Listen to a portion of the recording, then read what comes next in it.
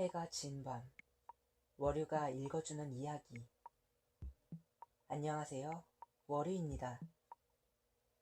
오늘은 루이스 캐럴의 이상한 나라의 앨리스를 이어서 읽겠습니다.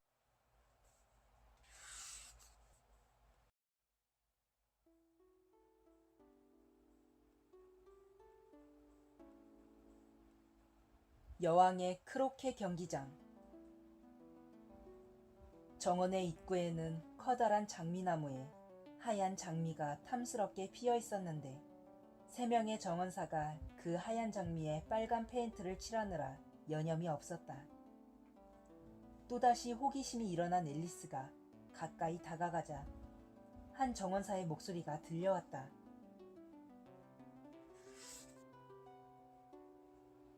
이봐, 파이프. 페인트를 나한테 튀기면 어떡해? 일부러 그런 게 아니야. 세 분이 내 팔꿈치를 치는 바람에 그런 거라고.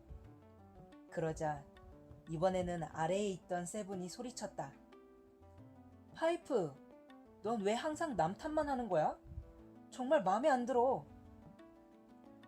그만 입 다무는 게 좋을걸? 어제만 해도 여왕님께서 너 같은 놈은 목이 날아가도 시원찮다고 하셨으니까. 파이브가 세 분을 향해 위협적인 목소리로 소리쳤다. 왜? 맨 처음 말을 시작했던 정원사 쓰리가 물었다. 이봐 쓰리, 네가 상관할 바가 아니야. 세 분이 쓰리에게 말하자 파이브가 맞장구 쳤다. 그래, 쓰리가 상관할 일은 아니지. 그러니까 내가 말해줄게. 어제 세 분이 요리사에게 양파를 가져다 주는 대신 튤립 뿌리를 가져다 줬기 때문이야. 그 말에 세 분이 들고 있던 페인트 붓을 휙 던져버렸다. 진짜 억울해.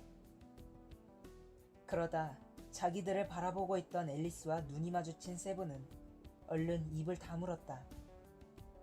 세 분이 갑자기 말을 멈추자 다른 정원사들도 주위를 둘러보다가 앨리스를 발견했다. 그들은 모두 앨리스를 향해 고개 숙여 인사했다. 실례가 안 된다면 왜 하얀 장미에 빨간 페인트를 칠하고 있는지 말씀해 주시겠어요? 그러자 쓰리가 소리 죽여 대답했다.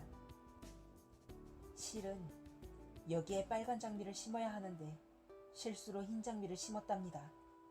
여왕님께서 이걸 아시는 날에는 저희들 목이 당장 날아가기 때문에. 그때 불안한 눈길로 이쪽 저쪽을 살피고 있던 파이브가 다급한 목소리로 외쳤다. 여왕 폐하께서 오신다!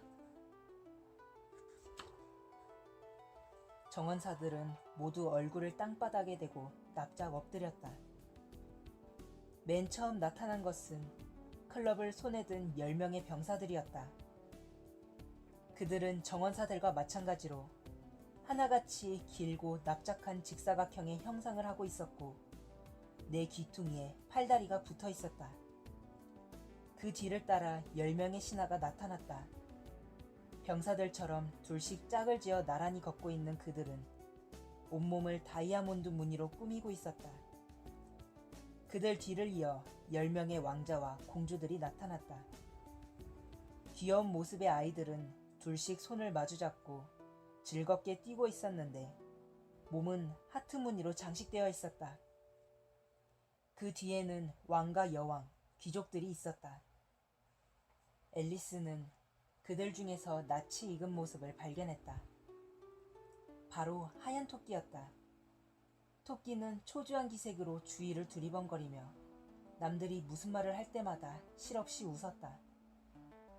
하얀 토끼는 앨리스를 알아보지 못하고 그냥 지나쳐버렸다. 그리고 그 뒤를 벨벳 쿠션 위에 왕관을 받쳐든 하트잭이 뒤따랐고 마지막으로 하트왕과 하트여왕이 모습을 드러냈다. 모든 사람이 엎드려 있다면 아무도 행렬을 볼 수 없잖아. 아무도 볼 수 없는 행렬이라는 건 가치가 없지. 앨리스는 엎드려야 할지 서 있어야 할지 망설이다가 결국 그대로 선 채 행렬을 기다렸다. 행렬이 앨리스 앞에 이르자 모두들 그 자리에 멈춰선 채 앨리스를 바라보았다. 그러자 여왕이 위험 있는 목소리로 하트잭에게 앨리스가 누구인지를 물었다. 하트잭이 아무런 대답도 하지 못하자 여왕은 못마땅한 듯 얼굴을 찌푸리고는 앨리스에게 직접 질문을 던졌다. 넌 누구지? 앨리스라고 합니다. 그럼 이것들은 뭐냐? 여왕은 엎드려 있는 3명의 정원사들을 가리켰다. 그들의 등 무늬는 다른 카드들과 똑같았기 때문에 뒷모습만으로는 누구인지 전혀 알 수 없었기 때문이다. 글쎄요. 저랑은 상관없는 일인걸요? 앨리스의 말에 여왕은 얼굴이 새빨개지더니 노발대발하기 시작했다. 당장 이 계집애의 목을 베어라! 그러자 곁에 있던 왕이 여왕의 팔에 살며시 손을 얹고는 겁먹은 듯한 목소리로 이렇게 말했다. 아직 철없는 어린아이인데 봐주구려. 여왕은 화가 나 왕에게서 몸을 돌려 하트잭에게 명령했다. 저것들을 일으켜라! 겁에 질린 3명의 정원사는 안절부절 못하며 여기저기 절을 해대기 시작했다. 정원사들이 빨간 페인트를 칠하다만 장미를 본 여왕이 알만하다는 듯 고개를 끄덕이고는 소리를 질렀다. 감히 나를 속이려 들다니! 당장 저것들의 목을 날려라! 정원사들의 목을 벨 병사 3명만 남기고 행렬은 다시 움직이기 시작했다. 불쌍한 정원사들은 혼비백산하여 도망치다가 앨리스에게 달려와 도움을 청했다. 앨리스는 새 정원사를 근처에 있는 큰 화분 속에 숨겨주었다. 그들을 찾아 헤매던 병사들은 이내 포기하고 행렬로 돌아갔다. 목을 베었느냐는 여왕의 물음에 병사들은 그렇다고 대답했다. 그나저나 넌 크로케를 할 줄 아느냐? 여왕이 앨리스를 쳐다보며 물었다. 앨리스가 그렇다고 대답하자 여왕은 크로케 경기에 그녀를 초대했다. 아, 날씨 한번 좋다. 여왕의 행렬에 합류한 앨리스에게 누군가 말을 걸어왔다. 바로 하얀 토끼였다. 그래, 정말 좋다. 그런데 공작 부인은 어디 계시니? 쉿, 조용히. 하얀 토끼는 불안한 눈빛으로 주위를 살폈다. 공작 부인은 여왕의 따귀를 때린 벌로 사형 선고를 받았어. 토끼의 말을 들은 앨리스가 키득거리고 있을 때 여왕의 벼락 같은 호령이 떨어졌다. 모두 제자리로 위치! 모두들 사방에서 달려오느라 우왕좌왕하다가 이내 자기 자리를 찾아갔다.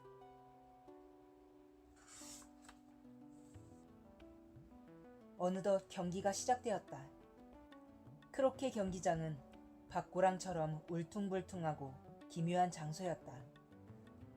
크로케 공은 살아있는 고슴도치였고 크로케채는 살아있는 홍학이었으며 병사들이 손과 발로 땅을 짚고 몸을 굽혀 아치 형태를 만들면 그게 바로 골대였다. 가장 어려운 일은 무엇보다도 홍학을 다루는 일이었다. 겨드랑이에 홍학의 몸통을 끼고는 다리를 아래로 늘어뜨리고 기다란 목은 바로 세웠다. 그런데 홍학머리로 고슴도치를 치려고 하면 홍학이 고개를 외롭고 와서 어리둥절한 표정으로 빤히 쳐다보는 바람에 앨리스는 번번이 웃음을 터뜨리지 않을 수 없었다. 그러다 겨우 머리를 원위치로 돌려놓고 공을 치려고 하면 이번에는 고슴도치가 도망을 쳤다. 경기장은 아수라장이나 다름없었다. 여왕은 경기가 뜻대로 이루어지지 않자 화가 나서 발을 동동 굴렸다. 저놈의 목을 베어라! 저 계집의 목을 날려라! 1분에 한 번꼴로 여왕의 명령이 떨어졌다. 앨리스는 이 경기에 계속 참여했다가는 무슨 일을 당할지 모른다는 두려움에 몰래 빠져나갈 궁리를 했다. 그때 공중에 떠있는 이상한 물체가 눈에 띄었다. 그것은 바로 얼굴 가득 웃음을 짓고 있는 채셔 고양이였다. 재미있니? 이렇게 엉망진창인 경기는 처음이야. 다들 소리만 지르며 싸우고 있으니 말이야. 규칙도 없고 설사 있다 해도 아무도 지키지 않을 거야. 게다가 살아있는 물체로 그렇게 경기를 한다는 게 도대체가 말이나 되니? 얼굴까지만 자신을 드러낸 고양이가 나지막한 목소리로 물었다.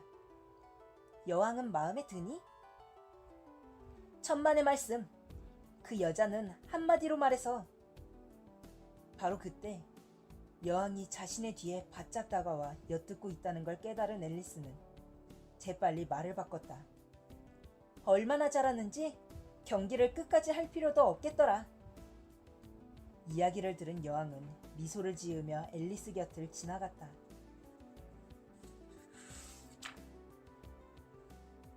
그때 앨리스가 누구와 이야기를 나누고 있는지 궁금해진 왕이 다가왔다가 공중에 떠있는 고양이의 얼굴을 발견했다.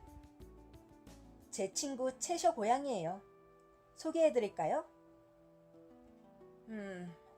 생긴 게 별로 마음에 들지 않지만 정 원한다면 내 손에 입 맞출 것을 명한다.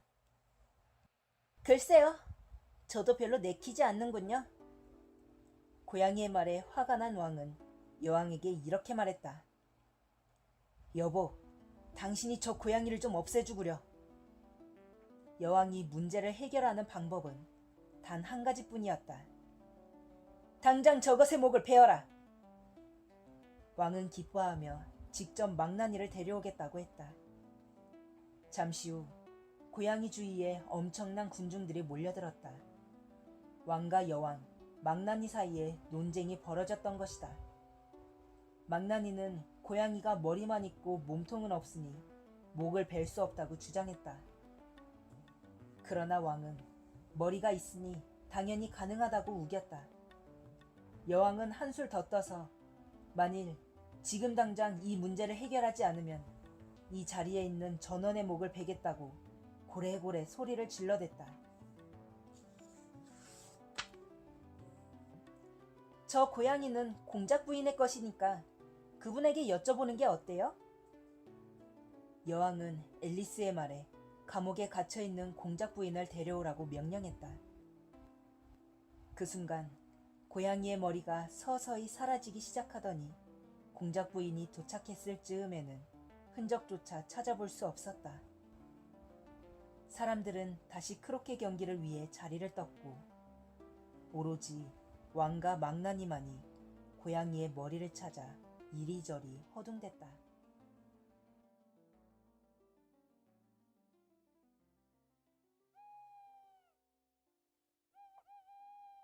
벌써 밤이 깊었네요. 오늘은 여기까지 읽겠습니다.